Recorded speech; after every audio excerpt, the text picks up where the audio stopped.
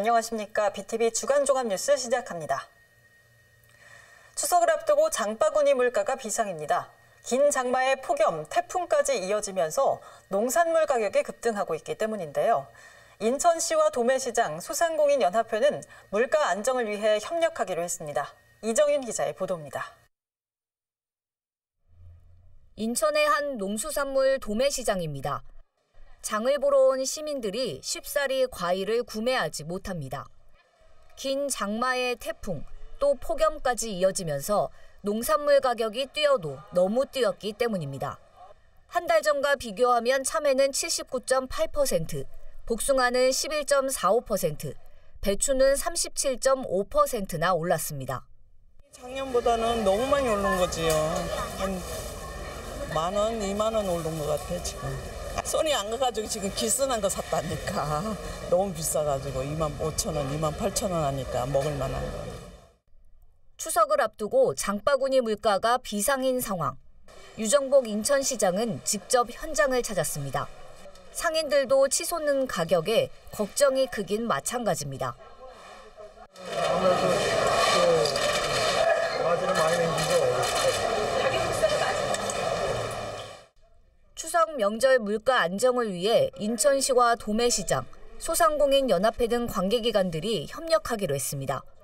공동 협약을 맺고 가격 담합을 근절하고 공정한 가격을 책정하기로 한 겁니다.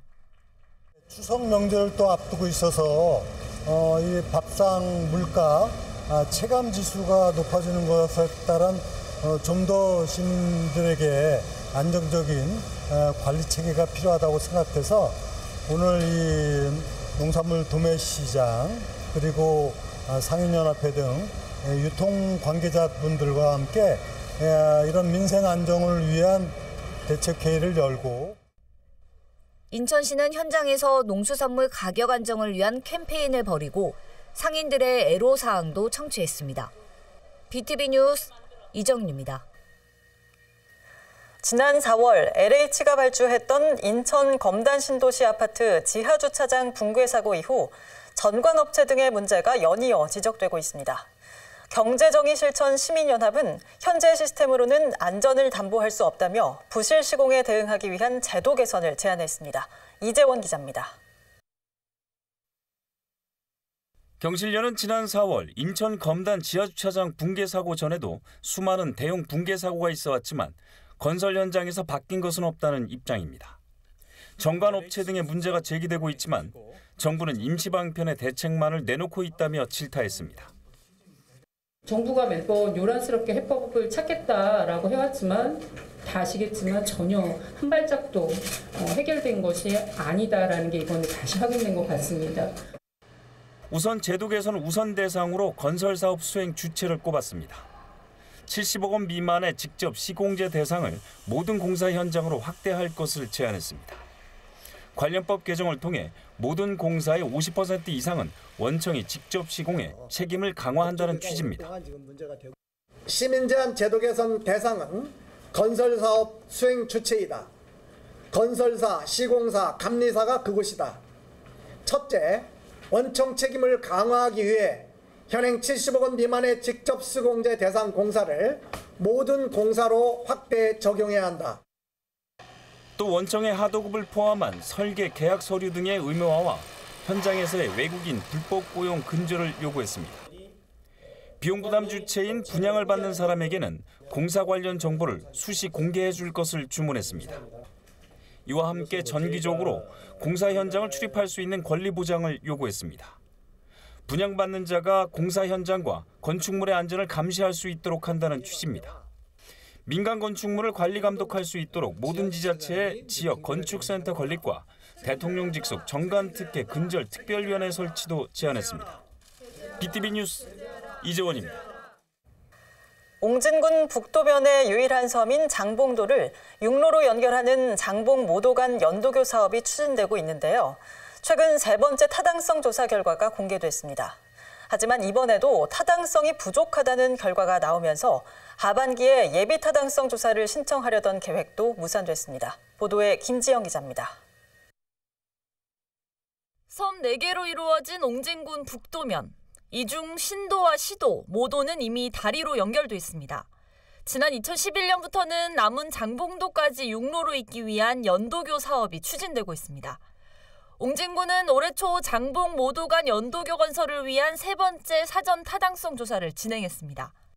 제가 강력한 항의를 해서 1년 당겨서 내년에 2024년도에 기본 및 실시 설계를 들어갈 수 있도록 해 주십시오. 이렇게 건의를 해서 진행이 되고 있는데 하지만 이번 조사 결과 BC값은 0.91, 경제성 충족 기준인 1을 넘지 못한 겁니다.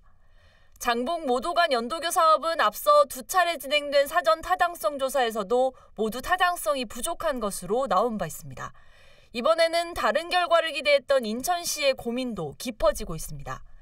인천시는 현재로선 하반기 예타 신청은 불가능한 상황이라면서 정부를 설득해 예타 면제 사업으로 추진할지 시가 자체적으로 진행할지 여부를 따져보겠다는 입장입니다.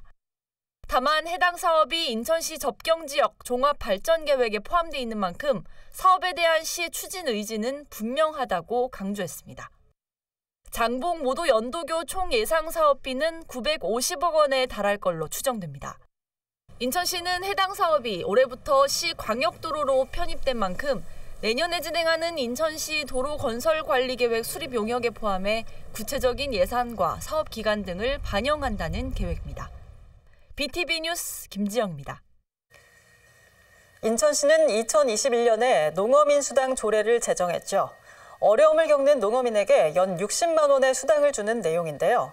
하지만 농어민들은 2년째 단 한 푼도 받지 못하고 있습니다. 지원 규모를 두고 인천시와 기초단체가 갈등을 빚고 있기 때문인데 유정복 인천시장과 유천호 군수가 만나 해법을 찾았습니다. 구혜희 기자입니다. 농어민의 생계 안정과 영농 환경 개선을 위해 도입된 농어민 공익수당. 인천시는 2021년에 제도를 만들었습니다. 인천 지역 농어민 2만 7천여 명에게 연간 60만 원을 지원하는 내용입니다. 하지만 2년이 넘도록 표류 중입니다. 쌀값 부분 같은 작년에 같은 경우는 한 30% 이상이 하락하는 바람에 농사를 짓는 주업으로 삼는 강화 농민들은 상당히 어려움을 많이 겪었죠. 그 조례도 좀 강화군 현실에 맞게끔 바꿔서 해달라는 말씀을 드리고 다니고 있는 겁니다. 문제는 예산 분담 비율. 조례에는 인천시와 각 군구가 반반씩 부담하기로 돼 있습니다. 조례안 대로 50대 50으로 분담하는데 찬성하는 기초단체는 6곳. 옹진군과 중구 등은 조례안에 찬성해 동의서를 냈습니다. 하지만 강화군은 11%에 불과한 재정 자립도를 이유로 인천시의 부담 비율을 70%까지 늘려달라고 주문하고 있습니다. 이렇게 되면 시비는 기존 33억 원에서 46억 원으로 늘고 군비는 33억 원에서 20억 원으로 줄어듭니다. 농어민 수당 우리가 반대하는 것이 아니고 우리가 이제 전적으로 찬성을 해요. 다만 이제 전국 최고의 수준인 한 120만 원 정도를 지급을 지속적으로 건의해왔던 거거든요. 유천호 강화군수는 18일 인천시장을 만난 자리에서 시비 예산을 늘려달라고 주문했습니다. 기존 연 60만 원에서 전국 최고 수준인 120만 원까지 확대하려면 시비 확대가 필요하다는 설명입니다.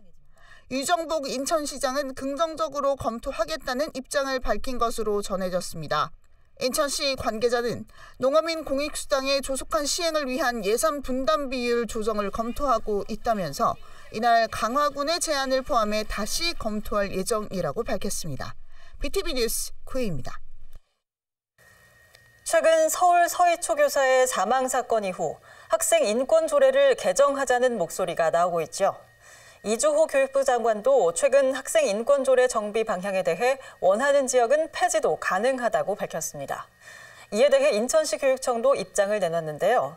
인천은 타 시도 조례와 다르다며 유지하겠다고 밝혔습니다. 배상민 기자입니다. 얼마 전 발생한 서울 서희초 교사 사망 사건. 이후 일산시도 교육청에 학생 인권 조례 개선 요구가 잇따르고 있습니다. 전국 17개 시도 교육청 가운데 학생 인권 조례를 시행하고 있는 곳은 인천을 포함해 7곳, 학생 인권 보장이 주요 내용인 6곳과 달리 인천의 경우 학생, 교직원, 보호자 모두의 인권 증진을 담고 있습니다. 인천시 교육청은 이런 차이점을 두고 학교 구성원 인권 증진 조례를 그대로 유지하겠다고 밝혔습니다. 본 조례는 타 시도의 학생 인권 조례와 구별됩니다. 학교 구성원들의 교육 활동을 위해 서로 존중해야 함을 강조하고 있습니다. 학교 안에서 민주적인 토론과 따뜻한 상호 존중 문화를 만들어가자는데 그 의의가 있고 가치가 있습니다. 조례 제20조는 보호자가 교직원의 사생활과 개인정보를 침해하면 안 된다는 점을 명시하고 있습니다. 제3조는 학교 구성원의 인권은 교육 활동에서 최우선 보장하고 구성원은 다른 사람의 인권도 존중해야 한다고 되어 있습니다. 시교육청은 학생과 교직원, 보호자 모두의 인권을 존중하는 학교 문화가 인천 교육의 기반이 되도록 조례 유지가 필요하다고 강조했습니다. 한편 이번 주 교육부가 발표하는 교권보호 대책을 반영해 종합적인 대책을 조만간 마련하겠다고 교육청은 설명했습니다. BTV 뉴스 배상민입니다. 인천시가 영종대교와 인천대교 통행료 무료화 시행을 앞두고 주민 설명회를 열었습니다. 영종과 용유, 북도면 주민들은 10월부터 두 대교를 무료로 이용할 수 있는데요. 특히 하이패스가 처음 도입되면서 주민들의 이용이 편리해질 전망인데 사전에 반드시 카드 등록을 해야 합니다. 이정인 기자입니다. 영종 주민들의 수건 사업인 영종 인천대교 통행료 전면 무료화. 지난 2월 국토부와 인천시의 전격 발표 이후 10월부터 본격 시행에 들어갑니다. 영종, 용유, 북도면 주민들은 10월 1일부터 영종대교와 인천대교를 무료로 이용할 수 있습니다. 한 가구당 승용차 1대와 경차 1대까지 하루 왕복 1회 지원합니다. 가장 크게 달라지는 건 하이패스 도입입니다. 그동안 감면 혜택을 받으려면 유인차로를 이용해 직접 감면카드를 제시해야 해 주민들의 불편이 컸습니다. 하지만 10월부터는 하이패스로 무료 이용이 가능해졌습니다. 인천시는 본격적인 시행에 앞서 주민 설명회를 열고 자세한 신청 방법을 안내했습니다. 두 대교를 하이패스로 무료 이용하려면 반드시 통행료 지원 카드 등록을 해야 합니다. 카드 등록 신청은 9월 1일부터 시작되는데 온라인에 접속해 신청하면 2, 3일, 행정복지센터를 방문해 신청하면 7일 정도 걸립니다. 현재 사용 중인 하이패스 선후불 카드 번호를 입력하고 실물카드 사진을 첨부해야 합니다. 하이패스 카드 정보를 입력하셔야 되십니다. 하이패스가 선불, 후불 카드로 구분이 되어 있는데 각 카드마다 번호 확인할 수 있는 방법이 조금씩 달라가지고요. 카드 번호 입력 방법 자세히 보기라는 버튼을 누르시면 이 팝업을 통해서 각 그 결제 방식에 따라서 어느 부분에 카드 번호가 있다라는 거 확인하실 수 있으시고요. 하이패스 카드를 등록하지 않을 경우엔 이전처럼 유인차로를 이용해야 합니다. 또 통행료 지원 카드를 새로 등록하면 기존의 감면 카드는 자동으로 사용이 중지됩니다. 통행료 무료 지원 대상자는 7월 말 기준 11만 5천여 명. 인천시는 가급적 카드 등록 시스템을 통해 신청해달라고 당부했습니다. BTV 뉴스 이정입니다.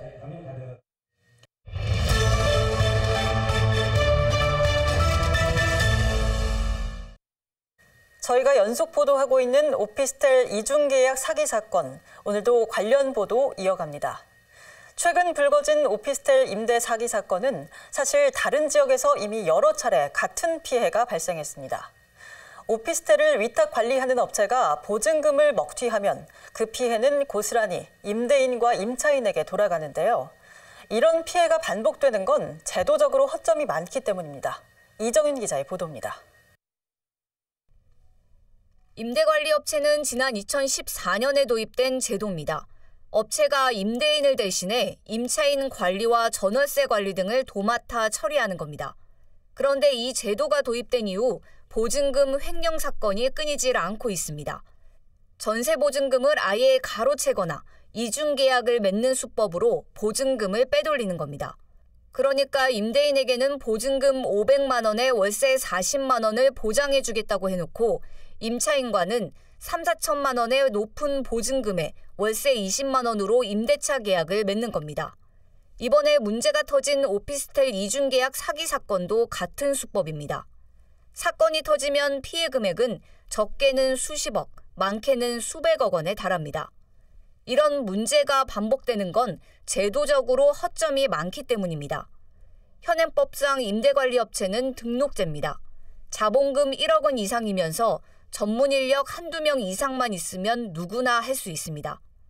영세한 규모의 주택임대관리업체가 무분별하게 난립하는 이유입니다. 전문가들은 보증금 먹튀를 막기 위해선 보증금을 금융기관 등에 맡기는 에스크로 제도 도입 검토가 필요하다고 지적합니다.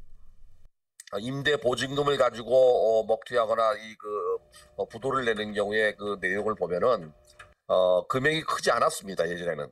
근데 점점 금액이 커지고 있어요, 이게. 임대 시장에도 역시 마찬가지로 자산관리회사가 개인적으로 이거를 관리하게 하지 않고 신탁사나 또는 은행을 통해서 관리하게 만들면 사고를 많이 줄일 수 있습니다. 보증보험 가입 의무도 사각지대입니다. 임대 위탁관리업체는 자기관리형과 위탁관리형 두 가지로 구분되는데 자기관리형만 보증보험 가입을 의무화하고 있습니다. 하지만 이마저도 실효성이 없습니다. 보증보험 가입을 했다가 중도에 해지해도 이에 대한 관리 감독이 제대로 이뤄지지 않는 게 현실입니다. 이번에 영종과 검단 오피스텔 임대인과 임차인들도 보증보험 가입을 믿었다가 피해를 입었습니다. 보증보험을 체결토록 방지한다고 해도 이걸 위반했을 경우에는 이거를 그때그때 관리 감독할 수 있는 규정 자체가 없습니다. 그렇다 보니까 처음에는 보증보험을 가입한다고 해서 유인을 하지만 중간에 이게 해지되거나 관리가 안 돼서 이게 실효된다고 해도 피해자들이 이제 보호받을 방법이 없다는 것도 또 하나의 문제입니다. 위탁관리업체는 또 매 분기마다 관할구청에 관리하고 있는 주택 호수와 보증서 가입 현황 등을 보고하도록 돼 있고 관할구청은 이 내용을 공개할 수 있습니다. 하지만 대부분의 지자체들은 이를 공개하지 않고 있습니다. 임대 위탁관리업체로 인한 피해가 되풀이되고 있는 만큼 제도적인 보완이 시급하다는 목소리가 커지고 있습니다. BTV 뉴스 이정윤입니다. 네, 이처럼 영종과 검단 등 인천에서 발생한 오피스텔 이중계약 사기 사건으로 집주인도 세입자도 피해를 호소하고 있는데요. 현재로선 임대관리업체가 잠적하거나 폐업을 하면 보증금을 돌려받을 방법이 없습니다. 인천시의회가 피해 예방을 위한 제도적인 보완책을 검토 중입니다. 계속해서 이정윤 기자입니다. 피해가 확산하고 있는 임대관리업체의 이중계약 사기 사건. 임대관리업체는 집주인의 대리인 역할을 하면서 세입자와는 다른 내용의 계약을 체결했습니다. 보증금을 제때 반환하겠다던 계약서도 무용지물. 현재까지 피해가 확인된 오피스텔은 영종과 검단 지역 4곳입니다. 일부는 경찰에 고소장을 접수했지만 아직 이중계약 사실을 모르는 집주인과 세입자들도 많습니다. 피해 사실이 알려지자 인천시는 최근 한국공인중개사협회에 공문을 보냈습니다.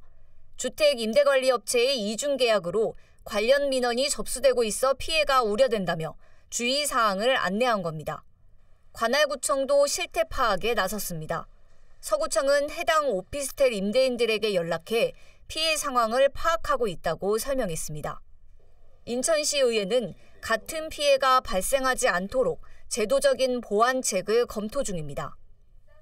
우선 보증금과 임대료에 대해서 이 위탁관리업체가 보관하게 하면 안 된다는 게 첫 번째인 것 같아요. 그래서 우리가 해당 기관에서 지정하든지 아니면 그 업체에서 신고한 그 은행 계좌로 직접 송금하고 출금을 할 때는 그 계약 변동사항에 대해서 충분히 서류 검토가 완벽하게 이루어진 다음에 당사자로 지급이 되는 좀 그런 방식의 제도가 필요하지 않나 이렇게 생각을 하고요. 현재로선 임대관리업체가 잠적하거나 폐업을 하면 보증금을 돌려받기 어려운 상황. 제도적인 장치가 마련되기 전까지 집주인과 세입자 모두 각별한 주의가 필요한 이유입니다. 집주인은 위탁관리를 맡겨도 관리업체가 어떤 계약을 체결했는지 또 보증보험이 갱신됐는지 반드시 확인해야 합니다. 세입자도 집주인과 연락을 하고 보증금과 월세 계약 내용을 확인하는 게 중요합니다. BTV 뉴스 이정윤입니다.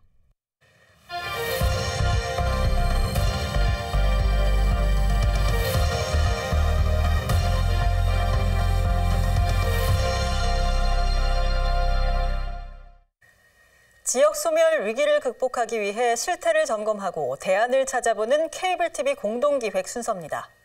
오늘은 지역이 가진 특유의 문화 자원을 활용해 경쟁력을 높여나가고 있는 사례를 들여다보겠습니다. 먼저 경기도 가평의 술 빚는 학교, 일명 양조 사관학교의 사례를 딜라이브 김정필 기자가 취재했습니다. 술이 움트는 곳, 술 박물관의 의미를 가진 술지움입니다. 국내 유일의 술 아카데미로 전통술 막걸리를 비롯해 맥주와 와인, 증류주도 만듭니다. 한마디로 모든 술을 만드는 술 빚는 이들의 이상향, 주토피아입니다. 술의 유토피아 술지움은 양조에 관심 있는 이들이라면 누구나 찾아와 마음껏 술을 만들어보고 시음해 볼 수 있는 공간입니다. 시설 가동을 위해 지난 7월 술 해설사 기초과정을 개설해 첫 수료생을 배출했습니다. 술 해설사는 관광객들에게 주종별 생산 설비를 보여주고 술 제조 과정을 해설합니다. 또 막걸리를 가열해 만드는 증류식 소주도 시연하고 체험객이 막걸리를 빚는 체험 프로그램도 운영합니다. 와가지고 술이 처음부터 만들어지는 과정을 보면서 신기했고 또 이렇게 막걸리 밀키트를 받으면서 만들어보고 해서 참 재밌었던 것 같아요. 술지움은 청년 창업자를 키우는 양조 사관학교 준비를 마쳤습니다. 양조 설비를 시운전하며 직접 맥주를 담그면서 조교를 양성하고 있습니다.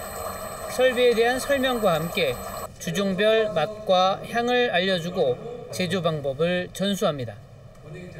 맥주, 그다음에 막걸리, 그다음에 와인, 그리고 증류주까지 다 할 수 있는 사관학교 제조를 만들어서 직접 여기서 경험하고 체험할 수 있는, 그리고 사회에 나가서 바로 창업할 수 있는 그런 시스템을 완벽하게 이루었다고 말씀드릴 수 있겠습니다.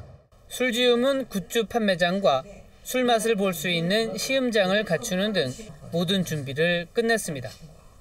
가평구는 술을 주제로 테마 관광객을 유치하고 해설사 양성과 청년 창업으로 새로운 일자리가 만들어지기를 기대하고 있습니다. 딜라이브 뉴스 김정필입니다. 출판업이 고사 위기에 놓였다고 하지만 개인이 운영하는 독립서점은 차별화 노력을 계속하고 있습니다.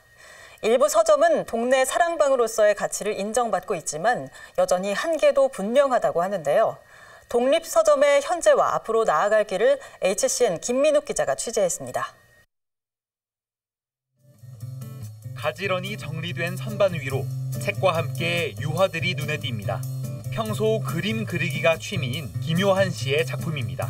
자신의 첫 개인전 장소로 김 씨는 자주 찾는 동네 서점을 골랐습니다. 여러 가지 출판물들이 다 각자의 개성을 갖고 있는데 그 작품도 뭔가 다채롭고 다양한 그런 것들을 추구하고 있어서 되게 좀 잘 어울린다고 생각하고 있습니다. 꿈에 대한 얘기들을 주고받으면서 자연스럽게 본인의 꿈을 여기에서 좀 펼쳐보고자 하는 그런 생각들을 저한테 내비치셨고, 손님들이 주체가 되어서 이 공간을 또 이끌어 가시는 게 좀 이 서점만의 특징인 것 같습니다. 서울 동작구 골목길에서 서점을 운영하는 김현정 씨는 일상 속 고민이 있는 이들에게 책을 추천합니다. 책과 사람을 연결해주는 북 큐레이터입니다. 이게 손님들이 남기고 가신 고민인데요. 제가 이 고민을 하나 선정해서 매주 책이랑 연결을 시켜드리고 있어요. 근데 이 고민을 쓰신 분도 다시 찾아오고 계시지만 사실 고민이 비슷비슷하거든요. 그래서 내 고민 같다라고 하시는 분들은 다시 찾아오셔서 책을 구매하시거나 아니면 책에 관한 이야기를 나누거나 그러고 계세요. 지역 곳곳에 자리 잡은 독립서점은 언제든 들러 휴식을 취하고 영감을 나눌 수 있는 동네 사랑방입니다. 대형 서점에 입고되지 않은 출판물뿐만 아니라 음료와 디저트를 판매하고 독서 모임이나 북토크 등 행사도 열립니다. 대형 서점은 대형 마트라고 하면은 독립서점은 약간 큐레이팅이 된 편집샵인 거잖아요. 그래서 그 지역에 가면은 지역 작가의 책을 거기서만 볼 수 있는 경우도 있어요. 그러니까 어떻게 보면 지역 특산물을 만나러 가는 거죠. 독립책방의 인기 비결은 개성과 취향, 다양한 굿즈와 이벤트를 마련해 대형 서점이 줄 수 없는 경험을 선사한다는 겁니다. 가치 소비에 적극적인 2030 세대가 이용자의 약 80%를 차지하는 이유입니다. 책 자체만 소비하는 게 아니고 이제 문화적 소비를 하는 것이죠. 공간의 소비이기도 하고 취향의 소비이기도 하고 이게 젊은 세대 중에는 좀 백로 효과라고 그래가지고 남들과는 다른 거를 소비하려고 하는 그런 특징들이 나타나거든요. 그게 SNS 소비와 맞물리게 되면서 좀 시너지 효과가 있는 것 같습니다. 국내 4대 대형 서점의 영업이익이 2021년 298억 원에서 지난해 199억 원으로 33.3% 줄어든 반면 지난해 전국의 독립서점은 모두 815곳으로 전년보다 70곳 늘었습니다. 서점의 수도 중요하지만 지속 가능한 서점 운영을 위해 실질적인 방안 마련이 필요한 때라고 전문가들은 입을 모읍니다. 공정한 경쟁이 되지 않는 영세 자본에 대해서는 사회적으로 여러 가지 제도와 보완 장치들이 있는데 도서와 출판의 판매 영역에서는 그런 제도적 장치들이 전혀 없습니다. 바로 이 문제에 대한 어떤 사회적인 논의와 사회적인 대책 마련이 아주 시급하다고 봅니다. 책을 파는 곳 이상의 매력을 갖춘 독립서점. 지역 문화 허브로서의 한 축을 담당할 수 있을지 그 가능성에 주목할 시점입니다. HCN 뉴스 김윤욱입니다. 로컬 크리에이터라고 아십니까? 지역 특유의 문화와 자원을 활용해 지역에서 기회를 찾고 사회적 가치를 만들어내는 창업가를 일컫는데요. 역사의 보물을 품은 경주에서 금속공예 공방을 창업해 꾸준히 성장해 나가고 있는 청년 로컬 크리에이터가 있다고 하는데요. LG 헬로비전 신병균 기자가 소개해드립니다. 경주 황리단길에 자리한 금속공예 공방. 반지와 목걸이 등 빛나는 보석들이 가득합니다. 반지를 골라 두드리고 갈아서 나만의 보석을 만들 수 있습니다. 이곳은 금속공예 디자인을 전공한 임다은 청년이 지난 2019년 경북경제진흥원 도시청년 시골 파견제 사업 지원을 받아 창업한 곳입니다. 창업 전 직장 생활을 할 때 청년 창업 관련 업무를 하며 창업에 대한 꿈을 가졌습니다. 문화재 이런 보물들이 너무 예쁘더라고요. 그래서 그 보물을 이용해서 반지, 이런 팔찌를 만들면 아니면 기념품을 만들면 어떨까 해서 창업을 하게 되었습니다. 도시청년 시골 파견제로 받았고 그래서 인테리어랑 이런 데 많은 도움을 받았고요. 그래서 교육 이런 것도 좋았고. 친구와 연인 등 추억을 새기며 금속공예를 체험하려는 이들의 발길이 꾸준히 이어지고 있습니다. 오래된 소장품을 수선하고 나만의 보석을 만들 수 있어 관광객뿐 아니라 지역 주민들의 반응도 좋습니다. 반지를 많이 사본 적은 있는데 이렇게 직접 만들어 본 건 처음이라서 너무 재밌었고 새로운 경험이 됐던 것 같아요. 저만의 반지를 만들 수 있을 것 같아서. 경주 여행의 향기를 주제로 향수 판매를 포함해 2호점을 준비하고 있습니다. 관광객들 오셔서 경주의 보물 보시고 손 안에 이제 보물 넣어 가시고 그러고 다양한 디자인으로 문화를 선도해 나가겠습니다. 향수 공방 오셔서 뭐 경주의 향을 느낄 수 있는 그런 기념품도. 전문가들은 청년들을 지방으로 돌아오게 하기 위해서는 지방의 새로운 잠재력과 매력을 재발견할 수 있도록 기회를 주는 것이 중요하다고 강조합니다. 로컬 크리에이트는 바로 청년의 시각에서 새로운 아이디어를 접목해서 그 지방의 또 매력을 높이는 그런 창업이라서 훨씬 더 의미가 있고 자연 자원뿐만 아니라 역사 문화 자원들을 이렇게 좀 새롭게 발견할 수 있는 신라 역사 속 보물을 품은 도시 경주와 보석이 조화를 이루면서 로컬 크리에이터 금속공예 청년의 경주 사례는 오늘도 더욱 밝게 빛나고 있습니다. 헬로티비 뉴스 신병균입니다.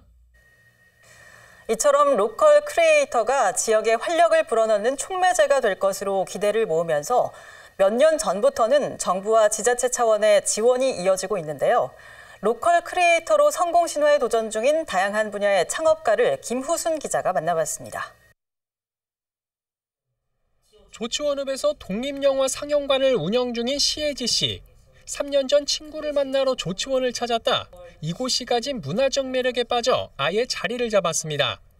독립영화 제작자이기도 한 시 씨는 전국 광역지자체 가운데 유일하게 세종에만 독립영화 전용관이 없다는 점을 아쉽게 여겨 본인이 직접 상영관을 만들었다고 말합니다. 지난해엔 중소벤처기업부가 추진하는 로컬 크리에이터 사업 지원 대상에 선정되는 등 독립영화를 매개로 다양한 문화기획 활동을 펼치고 있습니다. 오히려 그래서 이런 활동을 했던 사람들이 없었기 때문에 저희한테는 기회의 땅으로 보였고, 없는 것을 만들어내는 거니까 우리가 원래 하던 일들을 가지고 활동을 잘 해볼 수 있겠다. 공공예술 기획사를 운영 중인 박대현 씨도 지역의 매력을 느껴 1년 전 조치원읍에 자리를 잡은 케이스입니다. 서울에서 10년 가까이 운영한 회사가 도시 재개발 탓에 문을 닫는 역경을 겪었지만 오히려 지역으로 눈을 돌리는 계기가 됐습니다. 지금은 다양한 문화기획 활동과 더불어 지역에서 자신처럼 활동 중인 여러 분야의 크리에이터들을 유기적으로 엮어 한 단계 도약할 수 있도록 돕는 역할을 하고 있습니다. 성장 가능성이라는 지점에 있어서 가장 큰 메리트가 있다고 생각을 합니다. 지역에서는 서울만큼 플레이어가 많지 않은 게 사실이고, 그 자원들이 적음으로 인해서 오히려 기회가 생긴다는 말이 굉장히 큰 지점, 좋은 장점이라고 생각을 하고 있습니다. 로컬 크리에이터란 지역이 가진 고유의 특성과 자원을 기반으로 혁신적인 아이디어를 접목해 사업적 가치를 만들어내는 창업가를 말합니다. 로컬 크리에이터 육성을 통해 지역의 문화를 살찌우고 지역 경제의 핵심 주체로 키우고자 최근 정부와 지자체 차원의 지원이 이어지고 있습니다. 실제 세종시에서 로컬 크리에이터 우수 사례로 꼽히는 초콜릿 가공업체 대표 장금자 씨는 지역의 농특산물인 조치원 복숭아를 활용한 비건 초콜릿을 개발해 국내 주요 백화점 3곳에서 판매하는 등의 성과를 내고 있습니다. 그 결과 창업진흥원이 주관한 지난 2020년 올해 로컬 크리에이터 우수 기업으로 선정되기도 했습니다. 저희 비건 초콜릿을 국내에서도 정말 유명한 브랜드로 성장하고자 하고요. 좀 더 크게 욕심을 내자면 전 세계적으로 널리 알려지는 그런 기업이 되고자 합니다.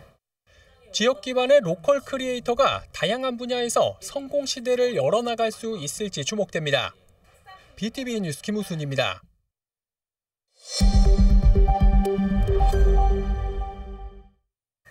인천대학교가 국립대로 전환하고 10년을 맞았습니다. 올해는 공공의대 신설 이슈로 인천 지역 내 관심이 높아지고 있는데요. 8월 학위 수여식에도 인천대가 한 단계 더 도약하기 위해서 모두가 힘을 모을 때라는 목소리가 이어졌습니다. 배상민 기자입니다.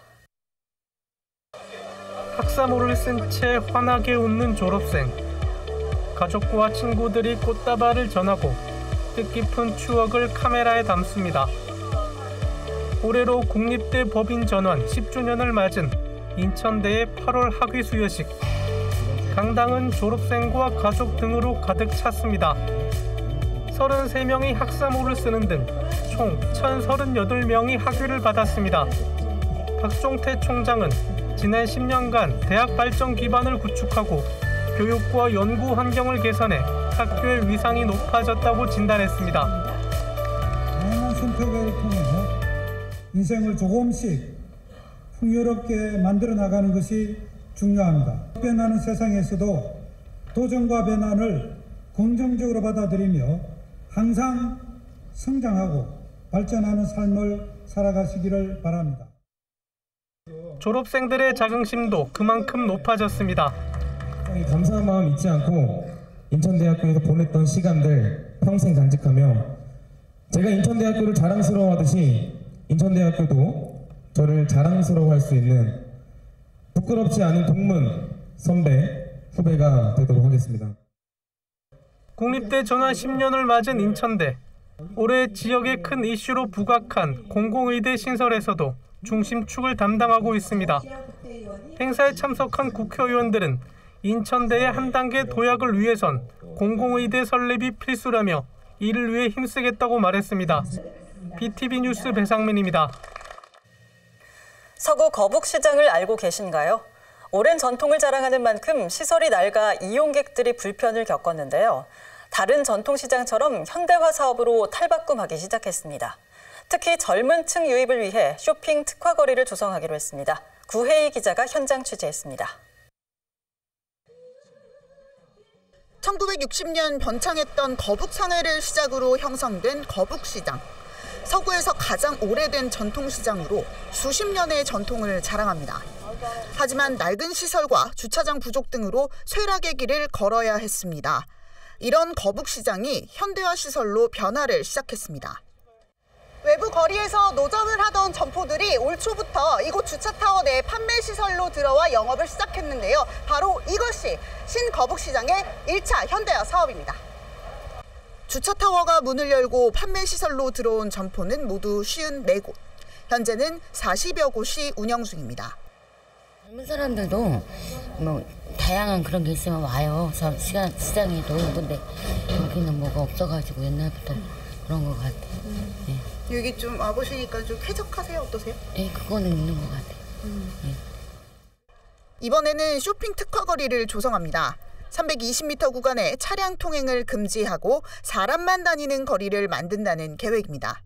상인들은 옛 명성의 부활을 기대합니다. 전례 없는 그런 쇼핑 특화거리가 조성이 된다는 그런 취지로 상인들한테 공표가 됐을 때 굉장히 기대감이 크고 애기들 손잡고 와서 한번 걸어보고 싶은 그런 거리로 좀 탈바꿈됐으면 좋겠다. 간판도 재정비할 예정입니다. 126개 점포의 간판을 모두 새로운 디자인을 입혀 달기로 했습니다. 거북시장 현대화 사업에 투입되는 예산은 약 40억 원. 이 가운데 절반 이상인 23억 원을 쇼핑 특화거리 조성에 투입합니다. 서구는 현대화 사업을 계기로 젊은 층의 유입이 많아질 것으로 기대하고 있습니다. 또 다른 관심거리, 또 다른 볼거리 이런 걸 통해서 외부의 유동인구를 좀 끌어오는 방식으로 해서 도시를 좀 재생하고 그게 계기가 돼서 사실 좌우측도 조금 더 재생사업이 확장됐으면 좋겠다라는 바람이 있습니다. 서구는 또 도로 위 전봇대를 철거하고 전선과 통신선을 모두 땅으로 묻는 지중화 사업도 함께 진행하고 있습니다. BTV 뉴스 구혜입니다. 한국전쟁을 승리로 이끌었던 인천 상륙작전. 그 이면엔 월미도 원주민들의 희생이 있었다는 사실 알고 계신가요? 당시 미 해군은 작전 승리를 위해 월미도를 무차별 폭격했고 그 결과 무고한 원주민 100여 명이 희생됐습니다. 주민들은 벌써 72년째 고향으로 돌아가길 바라고 있지만 그 바람은 아직 요원하기만 한데요. 이들의 발자취를 담은 전시회가 열리고 있습니다. 보도에 김지영 기자입니다. 인천 상륙작전 닷새 전인 1950년 9월 10일 새벽, 인천 월미도의 미군 항공대에 무차별 폭격이 가해집니다. 이 기습폭격은 민간인 100여 명의 희생으로 이어졌습니다. 한국전쟁을 승리로 이끈 인천 상륙작전. 그 이면에 가려진 월미도 주민들의 아픔은 현재 진행형입니다. 하루아침에 고향에서 쫓겨난 뒤 72년이 지난 지금까지도 돌아가지 못하고 있기 때문입니다. 인명, 사람의 생명은 한 번 가면 고마냐. 찾을 수가 없어. 아무리 찾으려고 해도 못 찾아. 그 생명은. 그런데 땅은 찾으려고 그러면 찾을 수가 있어. 또 그거를 해결하고자 하는 마음과 의지가 있으면 얼마든지 할 수가 있어요. 월미도 주민들의 이야기를 담은 전시, 기록으로 보는 월미도 귀향 이야기가 월미도의 한 복합문화공간에서 열리고 있습니다.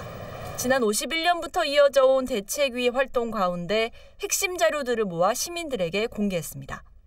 한국전쟁 이후 월미도 땅의 소유권 변동 과정과 그리고 월미도 주민들의 귀향 활동 등이 전시됐습니다. 또 중요한 기록이 월미도 귀향 대책위 한인덕 위원장님께서 활동하실 때 쓰셨던 일지가 한 박스 정도가 있어요. 수기로 다 쓰신 거. 그러니까 그날 언제 누구를 만났고 본인의 심경 이런 것도 적혀 있거든요. 그래서 이거는 어떤 역사학을 하시는 분들이 봐도 아주 훌륭한 기록을 만들어 오신 분이에요.